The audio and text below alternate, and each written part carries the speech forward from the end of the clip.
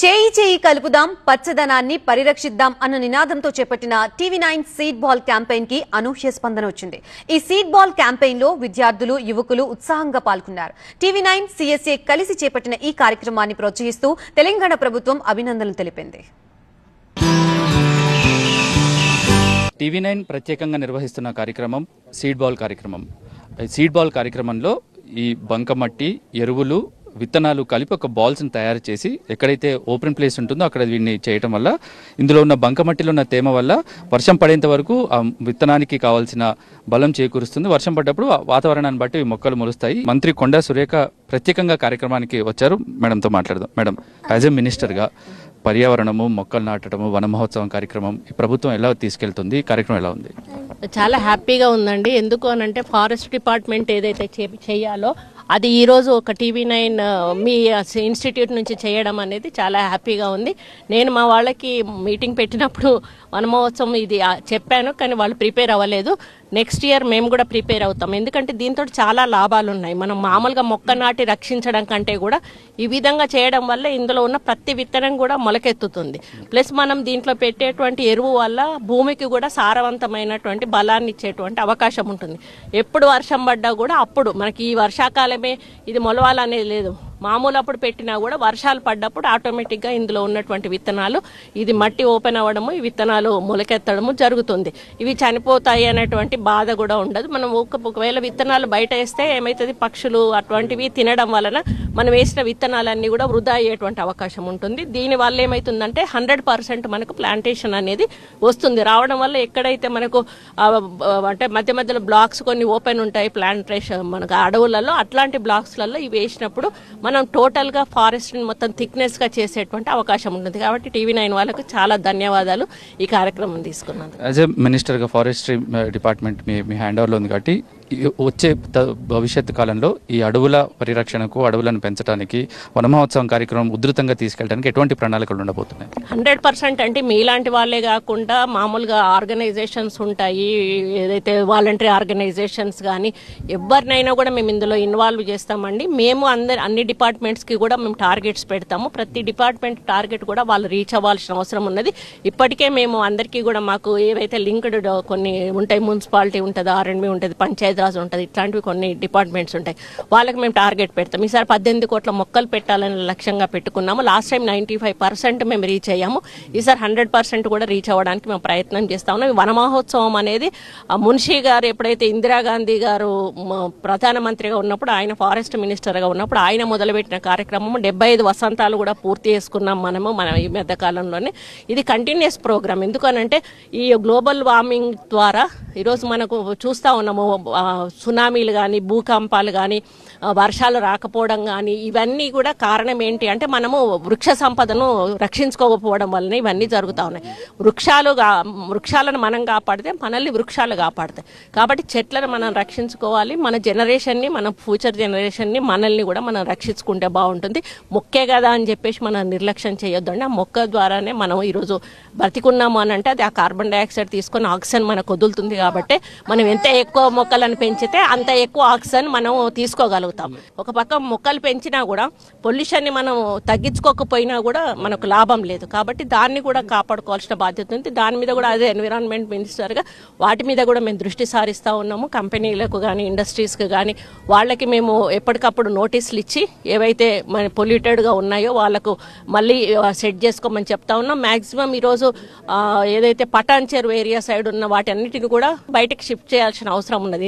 Middle of the సిటీలో ఉన్నప్పుడు అది ఆటోమేటిక్గా చుట్టుపక్కల వాళ్ళకి ఎఫెక్ట్ అయ్యడం, ఇటువంటివి కూడా మేము కొన్ని కార్యక్రమాలు రాబోయే రోజుల్లో చేయబోతాం. టీవీ9 సీడ్ బాల్ క్యాంపెయిన్కి సపోర్ట్ చేసిన మనం ఇక్కడ చూస్తున్నాము సెంటర్ ఫర్ సస్టైనబుల్ అగ్రికల్చర్. ఈ ఆర్గనైజేషన్ నుంచి రాజశేఖర్ గారు మనతో ఉన్నారు. రాజశేఖర్ గారితో మాట్లాడి సీడ్ బాల్ ఏంటి, వీళ్ళ థాట్స్ ఏంటి, ఎందుకంటే చాలా ఇయర్స్ నుంచి సీడ్ బాల్ కార్యక్రమం టీవీ9 చేస్తుంటే దాంట్లో అసోసియేట్ అయ్యారు రాజశేఖర్ గారు. Sir, what is a seed ball basically? ఏమేమి ఉంటాయి అందులో? అంటే టెక్నికల్గా ఏమేమి ఉంటాయి? ఏదో ఒక మట్టి తీసి నీళ్లతో కలిపి విత్తనం పెట్టడం కాదు, దాని వెనకాల ఒక చిన్న ఫార్ములా ఉంటుంది, ఒక చిన్న సైన్స్ ఉంటుంది. What is that? నమస్తే అండి. ముందు టీవీ9 వాళ్ళకి కంగ్రాచులేషన్స్. సిఎస్ఏ ఇది 4వ సంవత్సరం మేము టీవీ9తో అసోసియేట్ ఉన్నాం ఈ సీడ్ బాల్ కంపెనీలో. We are proud of it. Seed ball అనేది తయారు చేసే విధానంలో ఎనీ ఫారెస్ట్ స్పీసీస్ ఒక విత్తనం తీసుకొని ఆ విత్తనం మూలిక సరిగా ఉందా లేదా ముందు చూసి ఆ విత్తనాల్ని కొంచెం సమపాల్లో మట్టి, పశువుల పేడ, దాంట్లో కొంత బయో ఫర్టిలైజర్స్ ఉంటాయి, వ్యామ్ లాంటివి, ఇవి మిక్స్ చేసేసి ప్రాపర్గా డ్రై చేసి అందుబాటులో ఉంచుతాము. ఎప్పుడైతే వర్షాలు వస్తాయో ఆ వర్షాలు వచ్చినప్పుడు ప్రాపర్ ప్లేస్లో మనము త్రో చేస్తే. ఇప్పుడు ఈ సీడ్ బాల్లో ఏమేమి ఏ కాంపోజిషన్లో ర్యాండమ్గా ఏదైనా మట్టి తీసుకుంటారా, స్పెసిఫిక్ మట్టి, ఇంత పోర్షన్ ఆఫ్ మట్టి, ఇంత పోర్షన్ ఆఫ్ కాంపోస్ట్, ఈ వాట్ ఈస్ దట్, ఏదైనా ఫార్ములా ఉందా? సో దీంట్లో సింపుల్ ఫార్ములా అండి, 1:1 రేషియోలో మట్టి, పశువుల పేడ అండ్ ఎనీ కంపోస్ట్ తీసుకుంటే బాగుంటుంది, స్పెషల్గా వర్మీ కంపోస్ట్. ఇవి సమపాల్లో ఉండాలి. 4వ ఐటెంలో దీంట్లో ముఖ్యమైనది వ్యామ్ అని ఒక బయో ఫర్టిలైజర్ ఉంటుంది. అది కొంత పాలలో మనము ఈ సీడ్ బాల్లో మిక్స్ చేయగలిగితే ఆ రూట్ ఇనిషియేట్ చేస్తుంది, సీడ్ బాల్ ఎస్టాబ్లిష్ అవుతుంది. ఇవి మెయిన్గా 4 కాంపోనెంట్స్. ఓకే సార్, ఒకసారి సీడ్ బాల్ మనం విసిరేసిన తర్వాత అది ప్లాంటేషన్ రావాలంటే దానికి సపరేట్ ఎన్విరాన్మెంట్ ఏమైనా కావాలా? డిఫరెంట్ వెదర్ కండిషన్స్కి అది ఎట్లా సస్టైన్ అవ్వగలుగుతుంది? సో మినిమం మాయిశ్చర్ అయితే అవసరం అండి. ఎప్పుడైతే వర్షాలు వస్తుందో ఈ సీడ్ బ్యాల్లో ఉన్న కంపోస్ట్ ఉంది, అలాగే సాయిల్ ఉంది, అలాగే పశువుల పేడ ఉందో, ఇది మాయిశ్చర్ని తీసుకొని అబ్జర్వ్ తీసుకుంటుంది. ఈ అబ్జర్వ్ అయిన తర్వాత సీడ్ మాయిశ్చర్ని అబ్జర్వ్ చేసేసుకొని మొలకెత్తి గ్రాడ్యువల్గా అది ఎస్టాబ్లిష్ అవుతుంది. సో పిల్లలు ఇక్కడ సీడ్ బాల్ క్యాంపెయిన్లో పాల్గొన్నారు. దే ఆర్ వెరీ యాక్టివ్, చాలా ఎంతూజియాస్టిక్గా ఉన్నారు. సీడ్ బాల్ ప్రోగ్రామ్ అంటే ఏంటో ఒకసారి వీళ్ళతో మాట్లాడి తెలుసుకుందాం. వీళ్ళు ఏం చేశారు సీడ్ బాల్ క్యాంపెయిన్లో? you're the part of seed ball campaign, right? Seed balls visirara ela undi program. Seed ball, also known as seed bombs or earth balls, is a method of mixing seed with clay, soil, compost and even other materials. Seed balls act as a protective shield for seed which help them to germinate.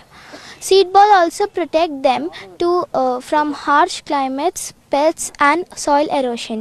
Seed ball is an ancient method of planting trees which is very simple and easy. Thank you. Seed ball is a ball made up of 60% of soil, 30% of compost, and then we add seeds and then we make a ball. And we are here in this area where we need more trees. These many trees, we have trees but we need more trees. So we take this and we throw it. And after the rain comes, the hard layer of the soil, it melts down and the seeds directly get sown in the soil. Why do we do this? Because if we directly sow seeds, birds or other animals may eat it. So this is the significance of the seed ball. And Telangana government has initiated one Mahotsav in which we have to plant more and more trees to make Telangana green. Seed బాల్ని first మనం బంకమట్టి ఉంటుంది, దాన్ని ఒక ball లాగా చేసుకోవాలి. Ball లాగా చేసిన తర్వాత ఒక 2 to 3 సీడ్స్ దాంట్లో పెట్టాలి సార్. దాంట్లో పెట్టిన తర్వాత ఇలాంటి ప్లేసెస్లో మనం చాలామందికి ఇట్లా సీడ్ని సో చేయమంటే చాలామందికి నచ్చదు. ఇట్లా బాల్స్ వేసి ఇసిరేస్తుంటే చాలామందికి యాక్టివ్గా, అంటే చాలామంది ఇసిరేయడానికి ఇష్టపడతారు సార్.